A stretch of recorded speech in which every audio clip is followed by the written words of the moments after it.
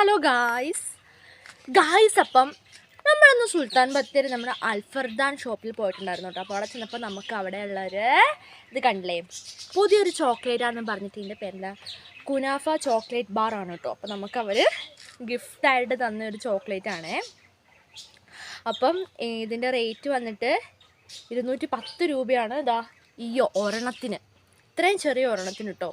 അപ്പോൾ സത്യം പറഞ്ഞ് ഞാൻ ഞെട്ടിപ്പോയേ. അപ്പോൾ ഇത് പിസ്ത ഫ്ലേവറാണ്. ഇത് ഒരിടയ്ക്ക് ഭയങ്കര ട്രെൻഡിങ് ആയിരുന്നു എന്ന് എനിക്ക് തോന്നുന്നത് അല്ലേ, ഭയങ്കര വൈറലായിട്ടുള്ളൊരു ചോക്ലേറ്റ് ആയിരുന്നേ. അപ്പം ഇത് വീട്ടിലുണ്ടാക്കുന്ന വീഡിയോസൊക്കെ ഞാൻ കണ്ടിട്ടുണ്ടായിരുന്നു കേട്ടോ. അപ്പോൾ നമ്മളത് ട്രൈ ചെയ്തിട്ടുണ്ടായിരുന്നില്ല. അപ്പം ഈ ഷോപ്പിൽ ചെന്നപ്പോൾ നമുക്ക് ഒരു ഗിഫ്റ്റായിട്ട് തന്നിട്ടുണ്ടേ.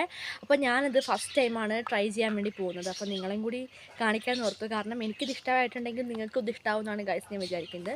അപ്പം വാവ്, ഏകദേശം എൻ്റെ ഡ്രസ്സിൻ്റെ അതേ കളറാണ് കേട്ടോ ഇതിൻ്റെ ഒരു കോട്ടിങ്ങിന് വന്നിട്ടുള്ളത്.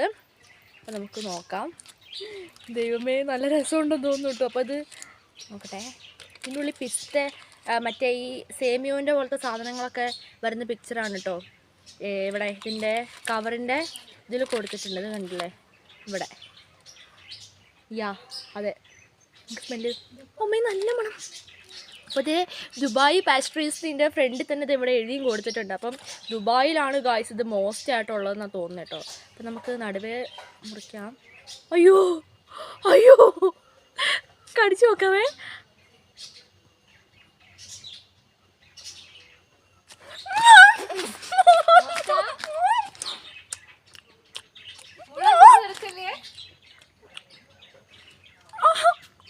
കൗടി കടിച്ചു, ചോരയും കൂടി കൂട്ടി നിൽക്കണം ഗായ്സ്. നിങ്ങൾ മസ്റ്റായിട്ടും ട്രൈ ചെയ്യണം.